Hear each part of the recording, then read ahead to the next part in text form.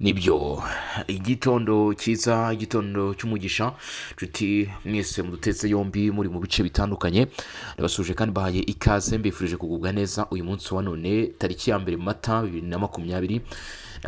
Tugarutse muri studio kuri mikoro ni Bosco ni region info, tugiye kubana rero iyi minota mike rwose itarambiranye itari myinshi cyane.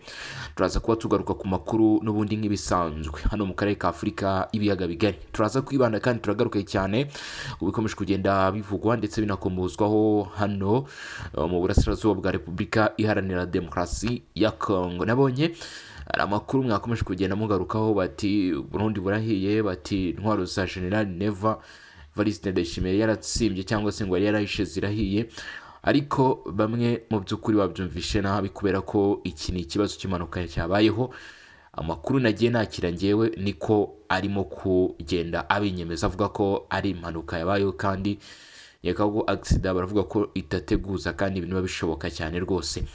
Nagutinda rero, reka mu by'ukuri tunyarukire ku makuru y'ibyo tujye kuba twagarukaho kugeza uyu munota. Ni intsinzi ikomeye cyane ku ikipe y'igihugu ya Repubulika Iharanira Demokarasi ya Kongo ko yongeye gusubira mu gikombe cy'isi. Turaza kureba se ikipe y'igihugu izwi nka Leopard yaherukaga ubundi mu gikombe cy'isi ryari, byagenze bite kugira ngo noneho ibe isubiyeyo.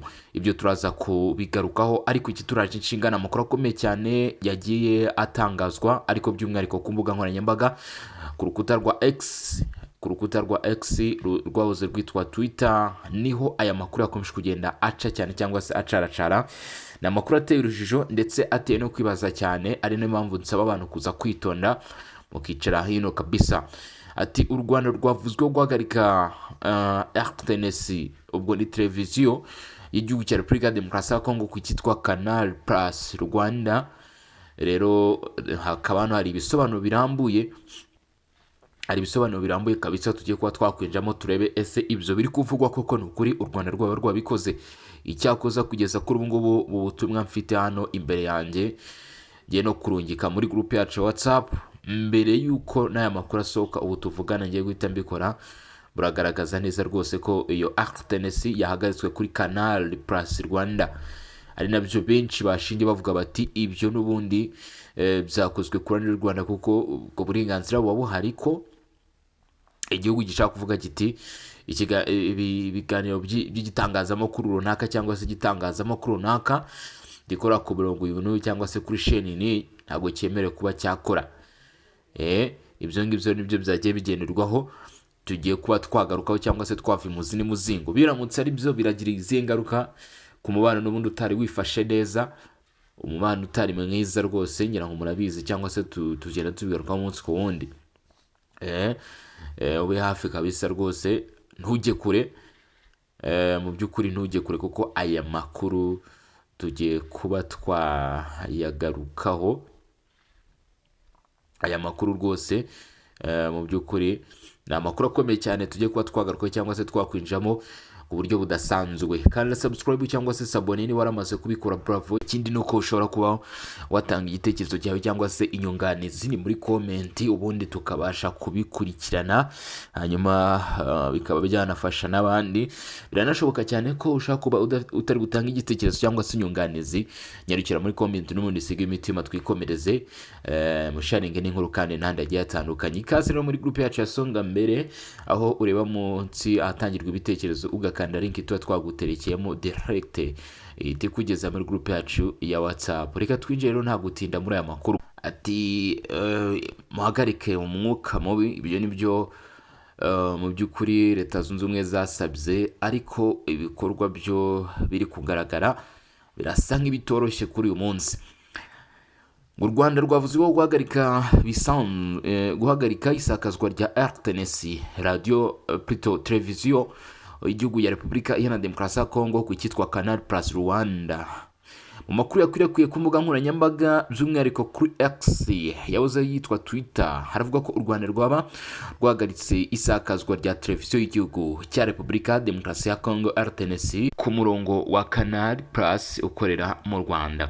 Aya makuru akaba mu by'ukuri avuga yuko bamwe mu bakoresha iyi Canal Plus ubwo barimo bakurikirana iyi televiziyo y'igihugu ya Repubulika Demokarasi ya Kongo baje gutungurwa n'ubutumwa bubabwira ko isakazwa ry'amashusho akomoka kuri iyi televiziyo ritari buze kubakundira mu gihe bakoresha uwo muyoboro ku ruhande rw'u Rwanda, kubera ko mu by'ukuri ari zimwe mu mpamvu zitatangajwe zibitera nko kuba urwo rubuga rutari rwemerewe kugaragara cyangwa se gukorera aho ngaho. Ibi byatangajwe rero n'umwe mu bakoresha imbuga nkoranyambaga kuri X, wavuze ko amakuru bafite agaragaza ko RTNC itakiri kugaragara kuri Canal Plus Rwanda. Yongeye ko babifata nk'igikorwa kigayitse, anashimangira ko Repubulika ya Demokarasi ya Kongo igomba kuguma ari igihugu kimwe kidacikagurika, kubera ko mu by'ukuri ngo uko bizaba biri kugenda byaba n'ubundi biri guturuka ku mwuka mubi usanzwe uhari.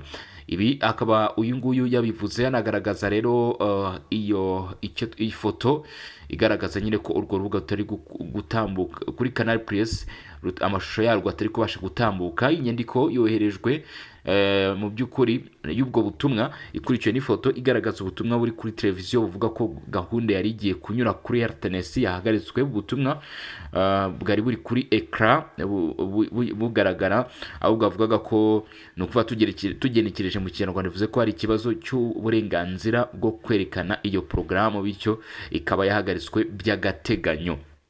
Kandi ntabwo hatangajwe igihe iyo porogaramu ishobora kuza gufungurirwa. Mu by'ukuri ari nta mpamvu benshi bavuga bati ibi byahagaritswe byanze bikunze. Ni televiziyo y'igihugu, ni televiziyo ndetse na radiyo by'igihugu cya Repubulika ya Demokarasi ya Kongo, ntago ari mu by'ukuri ntago ari televiziyo yonyine gusa, ahubwo byose hamwe abe televiziyo ndetse na radiyo by'igihugu cya Repubulika ya Demokarasi ya Kongo bikaba byahise bihagarikwa.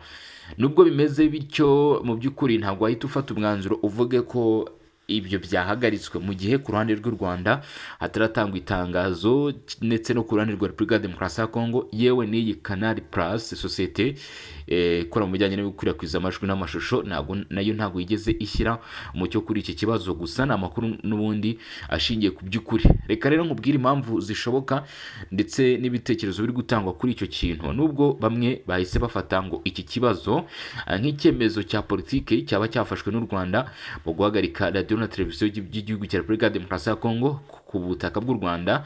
Impuguke mu by'itangazamakuru zagaragaje ko ubutumwa nk'ubu mu by'ukuri budashobora guhita bufatirwa ngo abe gusobanura ko byahagaritswe, kuko hari impamvu nyinshi zishobora gutuma icyo kibazo kibaho.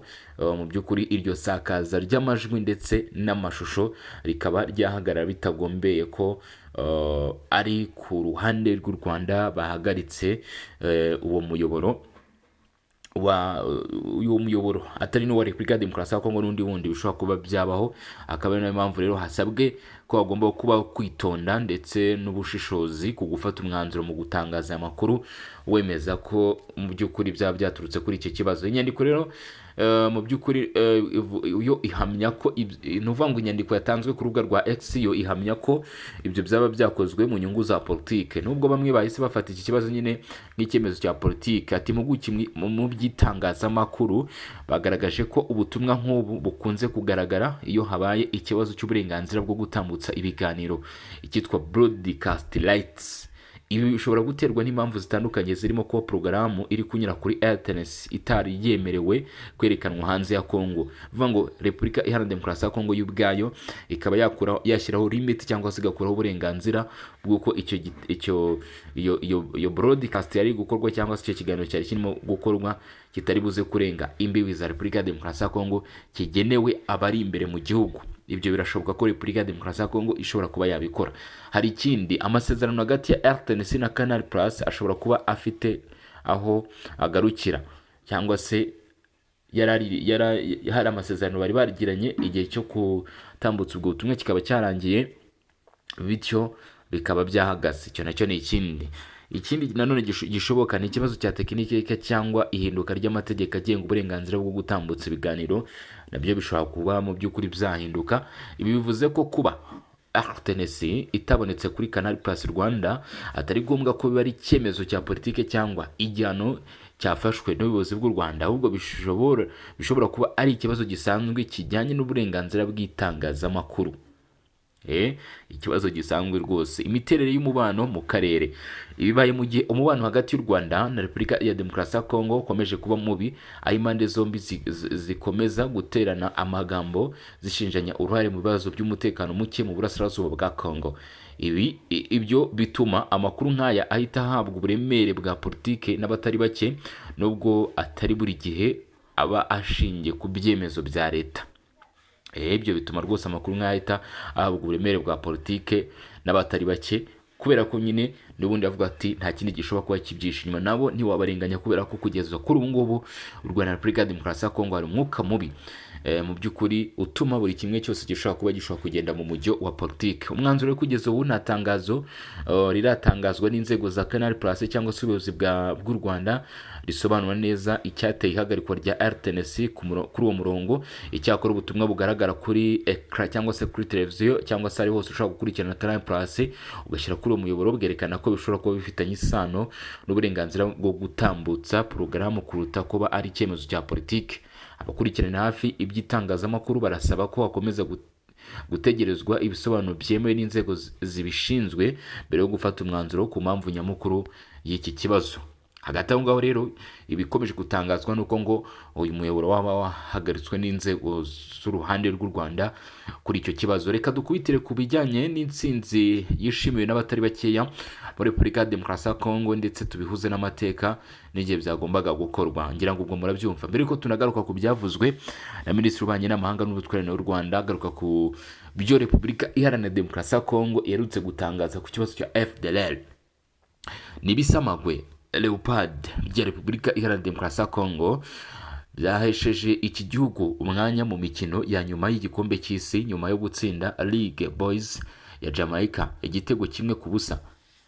Gutarajana muri Mexique niho uyu mukino wari urimo kubera rero, wahuzaga abitwa League Boys ndetse n'abitwa Leopards. Uyu wari umukino wa kamaramaka wo kubona ikipe za nyuma zibona tike y'imikino ya nyuma y'igikombe cy'isi izatangira mu mezi 2 n'igice ari imbere. Iminota 90 y'umukino yarangiye amakipe yombi anganya ubusa ku busa mu gice cy'inyongera ku munota w'ijana kuri corner ya gatanu ya Repubulika ya Demokarasi ya Kongo. Myugariro Axel Tunzabe yatsinze igitego n'itako nyuma yo kugenzurwa n'umusifuzi kiremezwa. Habayeho kwifashisha VAR, mu kumara kwifashisha VAR igitego bahita bakemera kuko nyine ntabwo bamwe babyumvaga neza. Repubulika ya Demokarasi ya Kongo niyo izaba ihagarariye akarere ka Afurika y'Iburasirazuba no hagati mu gikombe cy'isi cy'uyu mwaka kizabera mu mijyi itandukanye muri Mexique, Amerika ndetse na Canada, bitewe no kubera ko ibihugu nyine bindi byo mu karere ndetse ka Afurika na Afurika yo hagati bitabashije kubona itike ziberekeza mu gikombe cy'isi. Repubulika Iharanira Demokarasi ya Kongo niyo izaba ihagarariye akarere ka Afurika y'Iburasirazuba no hagati. Mu rugendo rugana hano, Repubulika ya Demokarasi ya Kongo yerekanye ko ari ikipe ikomeye kuko yakuyemo ibihanganye bya Afurika nka Nigeria, Cameroon, nubwo yabanje kugorwa cyane n'imikino yo mu matsinda, ariko birangiye nyine igeze mu gikombe cy'isi. Mbere y'umukino wo mu ijoro ryo kwa kabiri, Perezida Felix Tshisekedi yari yahaye ubutumwa cyangwa se briefing bwo guha imbaraga iyi kipe, ayibwira ko itwaye ishema ry'abanyekongo barenga miliyoni 100 n'icyizere cy'abaturage bizera impano yabo, ubutwari bwabo ndetse n'ubwitange bwabo.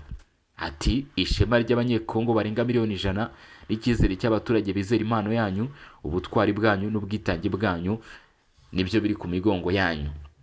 Bigaragara ko ubwo butumwa babwumvishe. Ikipe ya Leopard yaherukaga mu Budage bw'uburengerazuba mu gikombe cy'isi. Ikipe y'igihugu ubu irangajwe imbere na Captain Kansa Ndemba. Si ubwa mbere igeza, ntabwo ari ubwa mbere kuko mu 1974 ubwo yitwaga Zaire kandi itegekwa na Mobutu Sese Seko yagiye bwa mbere mu gikombe cy'isi cyabereye mu Budage bw'uburengerazuba. Icyo gihe nicyo gihugu cyonyine cya Afurika cyari cyaserutse. N'amateka akomeye nanone. Leopard yari yobowe na Kapiteni Mwamba Kazadi, umwe mu bakinnyi bakomeye b'icyo gihe. Yari yabonye itiki itsinze Maroc, ariko igezeyo byari byarayikomereye mu itsinda yari kumwe na Ecosse, Scotland ndetse na Yugoslavia hamwe na Brazil.